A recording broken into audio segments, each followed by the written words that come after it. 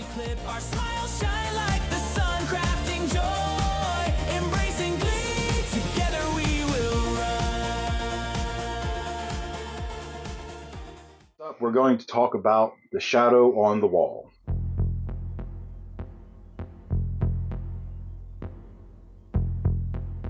As you know, if you've watched the movie, and if you haven't, please stop now and go watch it. The Shadow on the Wall. Mac and Copper, they go to the Norwegian base. So the dog is left wandering around. The dog, named Jed in real life, did a marvelous job at its performance. It comes to a hallway and it starts going down, and then you see it come to a doorway, and there's a shadow on the wall. And it's been an endless discussion of who that is. Yeah, it looks like they turned their head. Mm-hmm. And, So, all right, who is it? All right, so what we have to do is we have to see, well, who are things later in the movie? We know Blair was. Obviously, it's not Blair, because Blair had a bald head, and that's not bald on the shadow. Balder. He's not 100% bald. No, but he's got the pate at top. Yeah. And then the other two that were revealed to be things later on were Norris and Palmer. Now, They do have, like, curly-ish sort of hair. yeah, and that's what you see in the shadow. It's not like the lion's mane that Mac has or anything like that. Or the tight cropped hair that Childs has. Right. Yeah. So No, it's basically he's shaved bald. he's Yeah. bald. And Knowles has a little bit up top. So those are the two options, really: Palmer or Norris, and it goes back and forth all the time. So as a kid watching this movie for the first 20 years it's been out, long before any internet, anything revealed anything, I'd always believed it to be Palmer. Now, the reason why is that later in the movie, I believe Norris was assimilated in a different way. And we're going to get to that in more detail later in this video, but just for now, I believe Norris was assimilated because Fuchs said about eating your own meals and eating out of cans.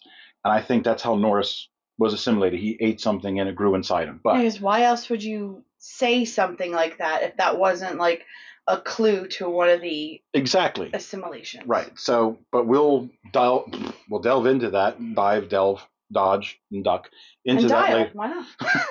We'll do that later. Turn it up. So, and one of the other indications that Palmer is the culprit, or is the victim in this case, is that during the time of Blair, his crack up and he's busting up place, he's nowhere to be seen.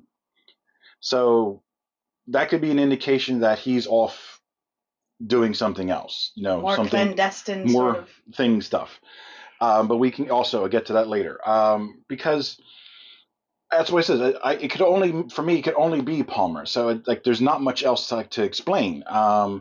And Well, I can explain a little bit. It's like if any of you saw our Celtic Fling video, you see I'm a chonky girl. chunky. And I will admit, when a chunky person sees their shadow, and I'm so sorry to the gentleman who played Norris. Charles Hallahan. He's since passed, please forgive me in the afterlife, sir. But when you're chunky, your shadow's chunky. And Palmer is, when he's not, obviously when you don't see him in the layers, he's a skinny man. Mm-hmm. So that shadow casts a little more as someone thinner. Right. It's like it is no offense. But yeah, especially like Norris also wears those big heavy sweaters, where Palmer's more that like I'll layer on.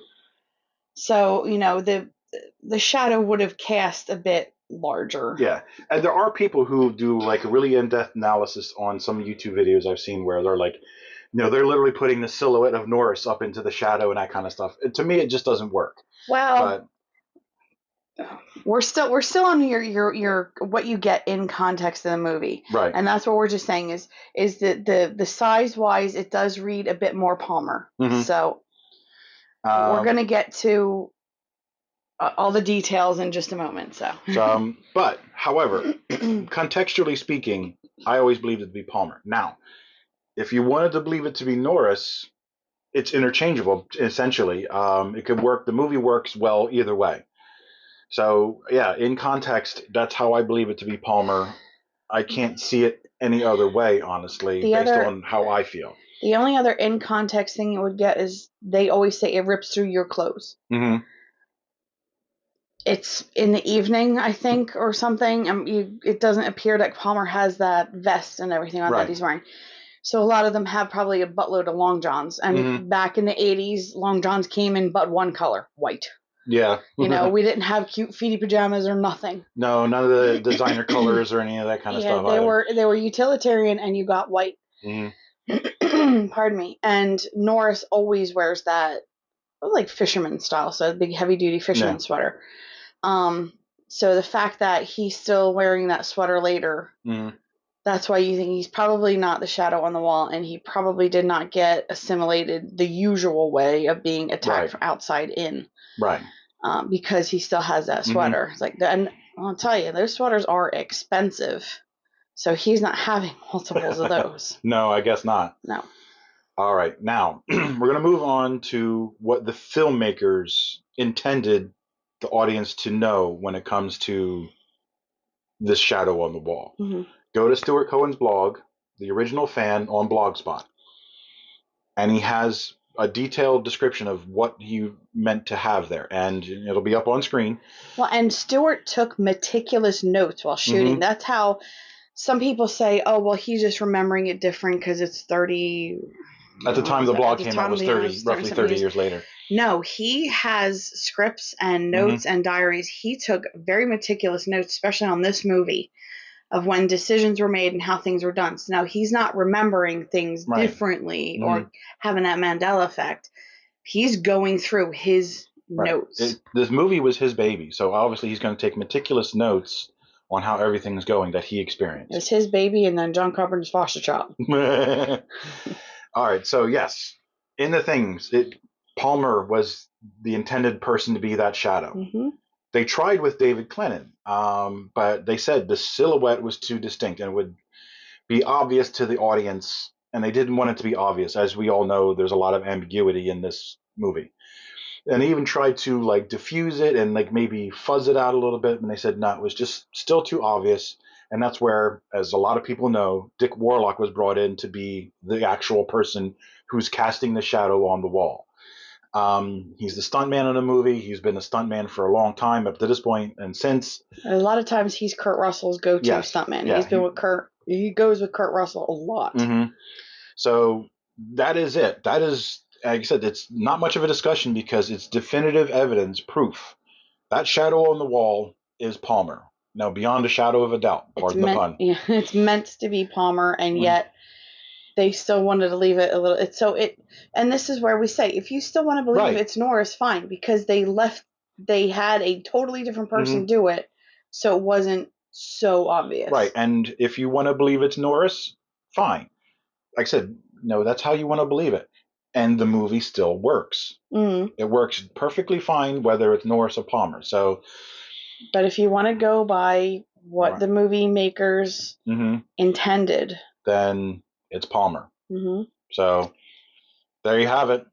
Now, as far as some extras go, the sequence for the dog going through the hallway is meant to be a lot longer. It was a very long process of, again, this is from Stuart Cohen's blog and his notes.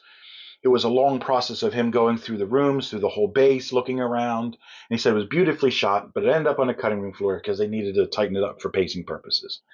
And according to the script, the dog was supposed to go in, and the person is supposed to turn, and you're supposed to hear a faint, "Hello, boy," and then the door slams shut. Then the script also says maybe there was evidence of like a noise over like a scuffle or something. And then I'm assuming the audience will be, well, what could have happened? And what do you think happened? So that's some little behind the scenes tidbits for that. Now, my personal experience, like I've said many times before, I watched this as a kid. I've seen it so many times long before the internet came out, and I watched a lot of it on VHS, on the tube television, which is square. Or what do they call it? The bastardized version when it was on TV? Yeah, well, just broadcast television. Yeah, that was a weird one. We'll talk about that. Yeah, we'll get to that in another episode. But because the TV screen was square and obviously the movie is a big rectangle, what they do is called either crop it or a pan and scan, where it's cropped, but the scan kind of follows the action as the movie goes along. Yeah, we saw that the other day. We were watching Starman because we wanted to get a bit more John Carpenter and in our belts, and how he tells a story. Yeah, and for whatever reason, it's not a modernized version where they go back to the original, the whole square or rectangular format, right, with or without letterboxing. But yeah, they were doing the pan and scan, and honestly, it's slightly disorienting when they do that, because you're like, whoa. As a kid, this I shouldn't never be made moving. any notice of it, but then when you're watching as an adult, knowing what goes on, it's like, yeah, it is a bit disorienting. Because you're like, ooh, that kind of moved funny, but that's what they're doing, is trying to fit it all into a small screen. So because the picture was cropped, I never see the dog go into the doorway, because that part of the doorway is cut off. You don't see it. So to me, it always looked like the dog just walked by, and the guy's just going, huh? What was that? It wasn't until I started watching it on DVD years later that it turns out, oh, he actually went into the room.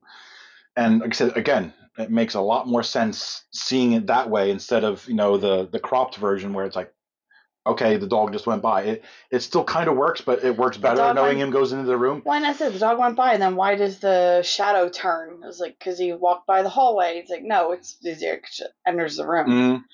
So that's it we have for the shadow on the wall. It's Palmer. So we're gonna Palmer, but it works either way.